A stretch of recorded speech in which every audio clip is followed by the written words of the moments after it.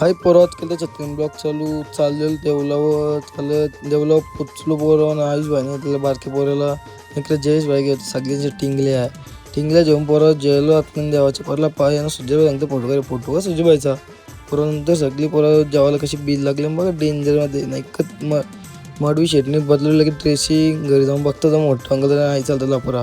नंतर तिकडून आम्ही निघलो भिजायला तिघंजण. नंतर बसलो गाडीन पोरं निघलो फार्महाऊस जायला.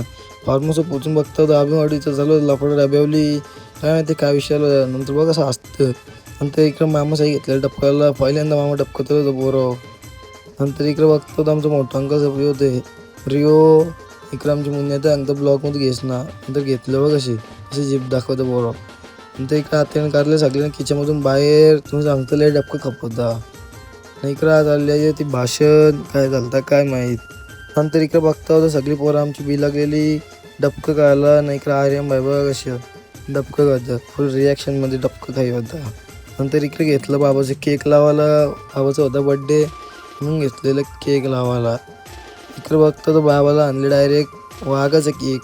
नंतर इकडे बघतो आर्यन भाई बघा कसं डबकं खातं पोरं डेंजरमध्ये. इकडं कसं आम्ही सगळं बसलेलं जेवायला. इकडं आमचा अभिवाडी बघा कसा डायरेक्ट उगऱ्या आला पोरं टाकायला लागलं उऱ्या बघ कसली उरी मारले. इकडं आमचं छोटू अंकल बघा असा उऱ्या मारतं डेंजरमध्ये पोरं. इकडं आमचा अभिवाडी वापस उरी मारी होता डायरेक्ट पारला ब्लॅक फ्लिप मारता बोलतं. इकडं मोठा अंकल ब्लॉगमध्ये नको जाऊ तरी पण जपला आम्ही नाही लाईट डेंजर उऱ्या मारतं पोरं. नंतर निघलो घरी पोरं जायला बाय पोरं फॉल्लो मारा रे.